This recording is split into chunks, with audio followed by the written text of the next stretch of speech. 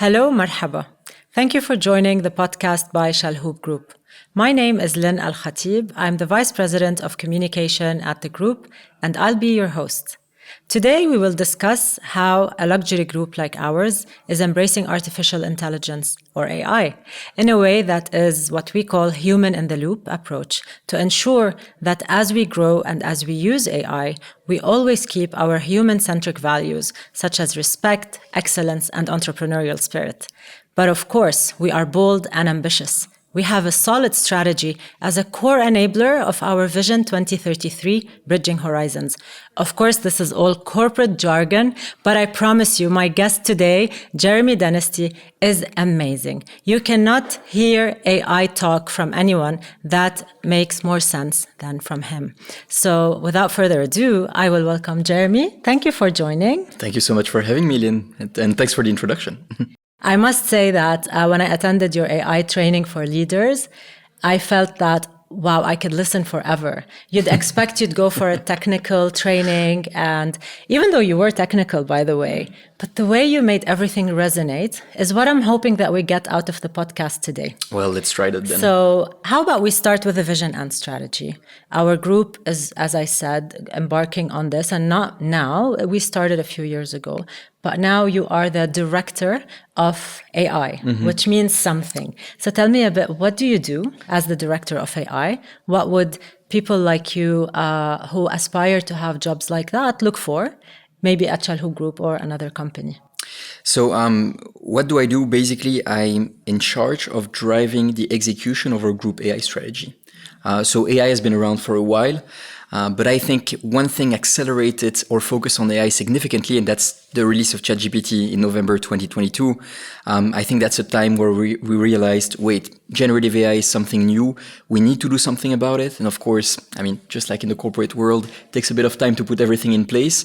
But we're still quite visionary in the way that we tackle the topic. And my responsibility is to execute it at group level. And I think that you're really up for that responsibility. Because, I mean, when you think of joining Chalhoub Group, you would think luxury fashion or beauty, or you want to be in sales and marketing.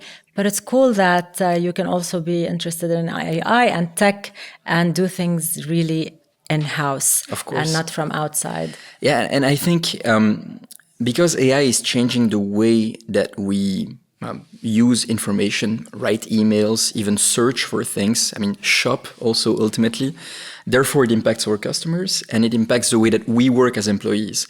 So AI is not just a tech transformation. It's not purely tech and data. There is a lot of tech involved, of course, but it's not just that. Shout out to our tech team. Yeah, massive shout out to our tech team, who's doing a tremendous job. But it's mostly a business transformation. And if it's a business transformation, it concerns all of us, and it's all of our responsibility, collective responsibility, to do something about it and to make sure we're still at the top of our game. This is important, as you said. You mentioned our team members and our customers. Yeah. And the way that I usually talk about AI at our group is what I say, it's across the value chain. Because people think AI, chatting or prompting, they think AI may be data analysis. That's kind of the normal ways. But let's go back a bit to this strategy that touches every part of our business, and not just to talk about our group, perhaps to talk about the strategy to help others think of what areas they can enhance their organizations, companies, or themselves. Yeah. So tell me a bit more, high level, without sharing too much. Keep our secrets to ourselves. So I think at the foundations of the strategy, it's about making sure we have what we need to be able to execute whatever projects we're going to have. So it's about the right tech and data, the right data governance setup, the right ethics and compliance also guidelines, because AI opens different types of dangers that we need to be aware of and be responsible about. And once you have this, then you can start building POCs. And that's how we operate. We never really scale something that is not mature enough. We first try, would this work in a very limited environment? If yes, then can we scale it to the rest of the organization? So the target this year for 2025 was we're actually implementing 8 AI hero use cases across different functions. And we can get into the details, but the point is of those use cases is that AI is great at making processes faster, cheaper, or having a better output. So what we did is that we went through all of the functions and we asked them, well, take a look at what you're doing today. What problems can we effectively solve? What takes too much time? What costs too much money to the company? Or what do you believe doesn't really have a great output? And then we had a very, very long list. We shortened that list, and then we found our 8 hero use cases that we're executing this year. And of course, there is much more coming next year. So how many of these use cases are making us faster, cheaper, or better? Can you like map them for me? It's usually a crossover of different impact. I would say we have some use cases that are really focused about driving better business decision making. So we have I'll take one example, a use case with operations on warehouse capacity management. In a warehouse, do we have the right people at the right place at the right time? It's Ramadan or there is a big sale, for example. We need to make sure that the right people are at the right place at the right time. And machine learning, which is a subset of AI, can help us forecast and therefore give the right output for that. So that's business steering. But AI can also be conversational for our customers. And I'll take the example of Laila. Laila is our AI beauty advisor that we have in the Faces app, which is really there to guide our customers to shop better, shop what they need, understand what they need, and understand the products that they're buying. And of course, we expect that they would then purchase more and better products. So that's the point of Laila. I would say the third example is there is also generative AI for productivity enhancement for all of our employees. We know a lot of people are using ChatGPT or similar, Gemini maybe. And we are working on our own Chalhoub GPT, which will be called Alia. So those are different types of subset of AI projects that we're tackling. 3 examples of the 8 hero use cases that we have this year. These are great examples from multiple areas of our business and very tangible. Thank you for sharing that. I might come back to some more details on those later because it's exciting to share how it's done and what our listeners or viewers can also benefit from. However, I want to go back to the original strategy that you talked about, compliance as a foundation, ethics and compliance, and what we are calling human in the loop empowerment. This is, elephant in the room. Right? Yeah. Everyone is thinking, oh my God, what's AI going to do to me? Or how is a company that is very bold in AI superhuman at the same time? Yeah. What does it mean? So we emphasize human in the loop, empowerment, human in the loop AI empowerment. Tell me more. So human in the loop is the entire strategy is about making us more empowered and having human in the center of the loop. So when we say human in the loop, we mean that the human is a definitive, extremely important part in the decision-making process, and AI is an enabler or an empowerment tool to help them reach that decision faster, right? This is not a standard procedure. I was consulting before. There are many other companies that say, I would prefer the human to be out of the loop. If we can automate, the more we can automate, the better we are, right? This is absolutely not the direction that we took. Why? First of all, because we're very lucky as a group to have a lot of talented people. We have a lot of talented individuals across the group. So our first question is, and that's how we operate it, to go to those people and say, what can I do for you? What are the problems that we can solve? And what are the things that AI can help you do?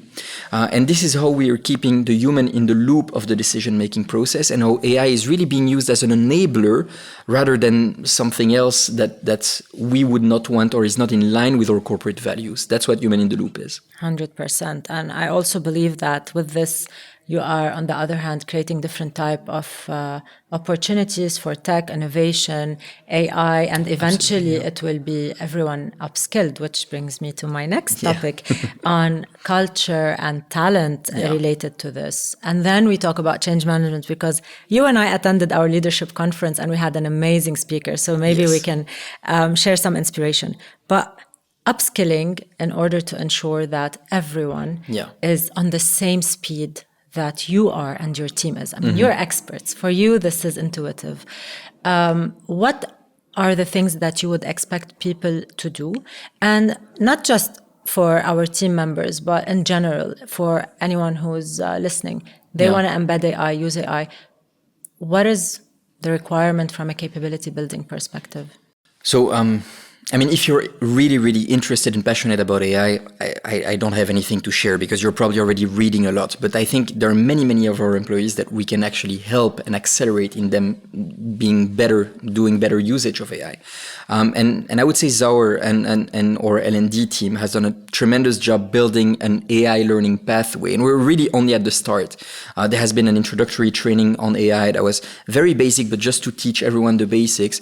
One thing that is coming is a proper prompting training that the team has worked on, which will be released at the same time as our Chalhoub GPT, because I can tell you, the better you get at prompting, the more productive, the faster you will work, and the more effective you will work. So this is another thing. And then what we have done with the L&D team together is to build... So just to clarify, learning and development. Learning and development, sorry. And POC is proof of concept. Proof of concept. And Zaur is our VP of learning and development. Thank you for the I think it's a universal thing Yeah. that every organization has their acronyms. We cannot assume this for our viewers. Absolutely. Yeah, no, I apologize for that. So learning and development. The amazing work that learning and development is doing is not only on those trainings for everyone, but also developing trainings for the different families of workers.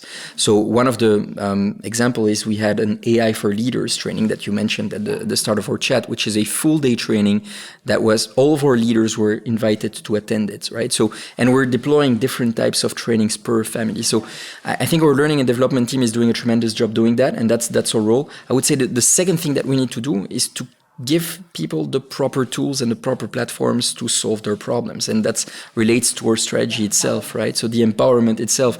So the combination between giving them the proper tools and giving them the proper training to use them is how you get to the right amount of literacy to get people to be more efficient and to understand what AI is about and how it can help them in their daily life. It's very important. I think people sometimes put strategies and they forget that we need to take the people on the journey. It's the number one most important thing is to take the people on the journey. But how hard is it to do that for 16,000 people? Tell me about change management. Very hard. It is, I mean, there is no... Change management is the cornerstone of the success of any transformation. I'm not talking only about AI. It is so hard that we need to have people that are dedicated to it, which is we have Isabella, our director of change management, helping us a lot. We have a group of AI champions, of which you are a part of, which are a couple of very key people in the organization that are there to help us drive the change, bring the right message to the right people at the right time, explaining to people what are we doing and why are we doing it, right? So it is a constant effort. But it is a difficult one, but it's the cornerstone of our success. I can tell you, we can bring the best tools, the best platforms, the best processes. If people do not understand why we're doing it and how we do it and what we do, forget about any type of transformation. So we're working on it and we're doing our best to make sure that people understand the change and move with us. And this is also part of it, what we're doing today, the discussion that we're having. And our speaker who came to our leadership conference, Dr. Helena Boski, she was really cool. Yes. Talking about neuroscience and neuroplasticity of an organization and how you can hack your brain to enable you to adopt change and not resist it. Yeah. Because your brain is just lazy and it just wants consistency. It doesn't like change. So it's amazing how you can rewire your brain as well. Absolutely. In order to be on a change journey. It was quite exciting. It was quite eye-opening, the examples that she brought. So because then she'd show you. Yeah, she would show you. She'd show you and practice that your brain really doesn't want. It makes you feel that we're not really fully in control of our own brain sometimes, 100%. Which is a bit scary, but at the same time, quite true. So. But a few things that resonated is like give your team clarity. Yeah. Even whatever news it is, better than no news. Expectation is disappointment is what kills the brain. Yeah, absolutely. So transparency, clarity, and the expectations is super important. Yeah. And I believe with AI, that's definitely happening. For sure.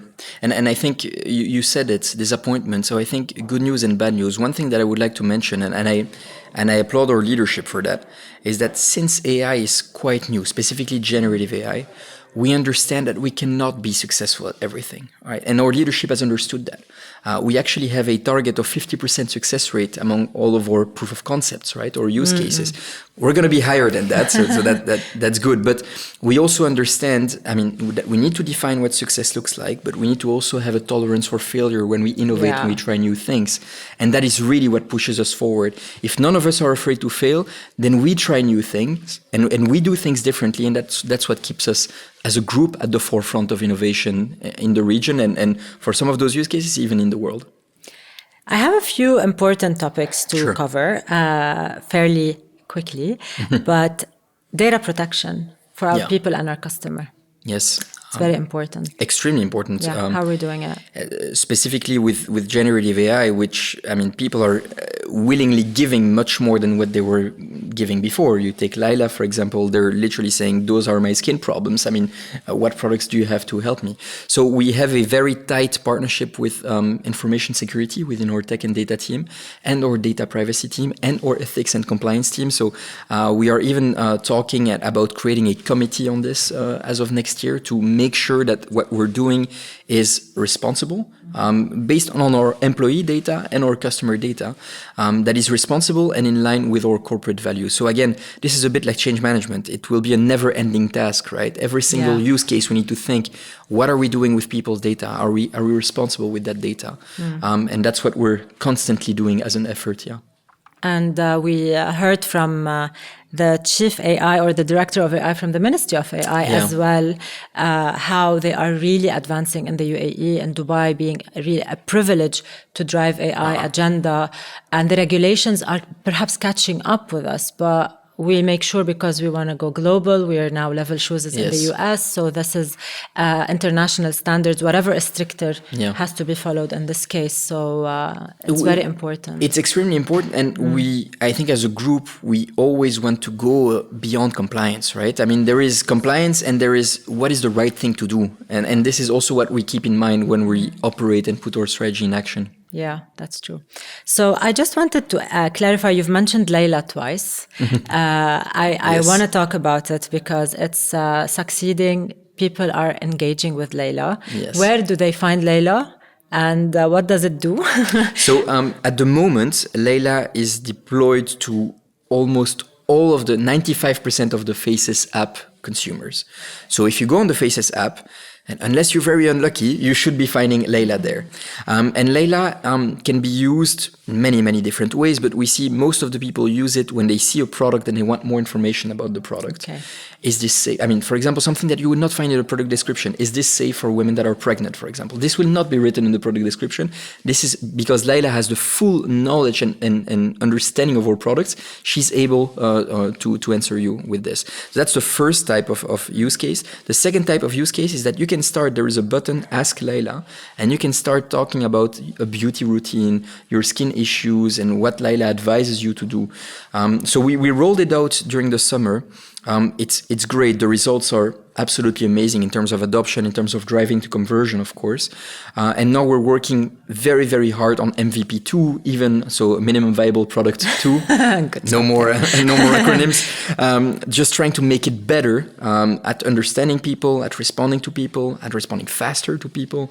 That's what Layla is about. And we deployed this on Faces. And of course, in the future, we want to see how can we accelerate our other own brands or other categories with conversational AI, because I really believe that's the future of commerce. The future of commerce will be more conversational than what we're used to in terms of search filters that were good for 15, 20 years. Or a regular chatbot type or regular concept. Chatbot, that drives me crazy, to be honest. Has nothing to do with the regular chatbot. It really has proper artificial intelligence, but proper intelligence nevertheless. Jeremy, very impressive. I see you're very busy. You are quite new to the role, not new to Chalhoub Group at all. And I know that with the Chief Omnichannel and AI Officer, Amit, you guys are extremely busy traveling and immersing yourselves everywhere where you can learn about AI. What's next? So, what's next for Chalhoub? Group, right? Not your career path, because you're staying here. Yeah, I'm staying There's here. Nowhere for if you you to ask go. me what's next on AI, I have a couple of opinions, but I don't have a crystal ball neither. I can tell you what's next for the group. So indeed, we're working a lot with, and we're building our plan that we'll be presenting later this year for next year. But there will be Four things that we will be focused on next year. I mentioned our Chalhoub GPT, Alia, that we will considerably grow into what I believe will be the productivity platform of the future for the group, and a lot more is going to come on that. And then there will be 3 pillars of projects that we will launch next year. The first one is about the future of commerce with AI. I mentioned Laila. We need to see what else can we do with Laila in the future. How can we leverage this beautiful success story? The second pillar is on AI-powered business steering. So I mentioned the warehouse capacity management. How can AI and machine learning specifically help us make better decisions faster? So we'll have a couple of projects there. And the third pillar will be on agentic workflow. So agentic and AI agents is a big buzzword. Some of it's deserved, some of it not, but we need to try new things there. How can we automate workflows that are not where humans are not bringing a lot of value, so they can spend time and focus where they would bring a lot of value? Those are the Alia, and those 3 pillars will be what's next for Chalhoub in terms of deploying more use cases and scaling the ones that are successful as well. Well, good luck on that. But we can't close a podcast just like that, talking business. We must ask you a few questions that are rapid fire to help our audience know you better. Okay, and fine. Maybe if they will work with you at Chalhoub in the future, they know what to expect. What to expect. So, are you ready? Wow, so I need to pay attention now. Are you ready? What I'm going to say. Yeah. The pressure's on. Yeah. What's one AI buzzword you're tired of hearing? Agentic. Agentic. There might be potential, and there will be in the future, but still need to verify this. You hear that? Don't use agentic in the interviews, okay? If ever he's interviewing you. An AI misconception you wish people would unlearn. Oh, that's a tough one. That AI is a magic wand. Sometimes I hear people, oh yeah, but AI will solve this and AI will do this. Fantastic tool, but this is not magic. I mean, there is a lot of implementation and work that needs to come to it as well. Leadership in the age of AI. What's one word for it, in your opinion? Storytelling. Yay! Storytelling. Love it. So everyone will be a communicator. Everyone probably should be a communicator. Should be. That's the one skill. Yes. Very uniquely human. Yeah. Gen AI can write a story, but it doesn't deliver the same way as if you're putting your human soul into it. Love it. So our GPT, and we told them their name already? Alia. Alia. Yeah, Alia or Chalhoub GPT, yes. I mean, we always call it, not she or they, Yes. he or they. We Yes. want to make sure that in the end, it is AI. It is right? AI, yeah. But what would a characteristic be for this Alia GPT? We've embedded within Alia, we're testing it right now. We've embedded the power of personalization. So you're able to tell it how it should react to you. So if you ask me, what does my Alia look like? I would say it's very close to how I respond and how I talk. Probably a bit more structured, probably a bit more knowledgeable because it has access to a tremendous amount of information. But that's the point, right? I mean, if you want this to have your Gen AI assistant helping you, empowering you, well, it needs to be quite close to how you react, how you speak, how you think, maybe. So I would say it's probably a more structured and less human version of you that would be useful on an everyday basis. Okay, our time is up, but I have one last thing. Okay. One. So you didn't want to share all the prompting tips, but what is your favorite prompting technique that you would want to advise people to use? Okay. I know you have 10, which you shared with us. There are many and there's more. much more. Give me one that you really love.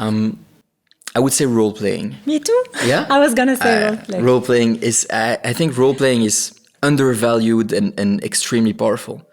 If you have a complex situation, put whatever GPT you're using, Alia very soon, put it in that role and start interacting with it. You can even simulate negotiation discussions with it. So role playing is extremely powerful. Every time that I have a complex problem, I go into role play with Alia today, and it's very good at doing what it's supposed to do.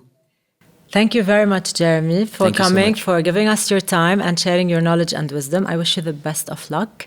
Thank you. And to everyone watching or listening, thank you very much for tuning in. I know AI is a topic that's told these days, but we wanted to bring tangible examples of how it could happen. We hope this helped you in any way. Tell us your feedback. If you have any questions, send them across. Our social media team is very happy to answer all the questions. And of course, until next time, thank you. Bye.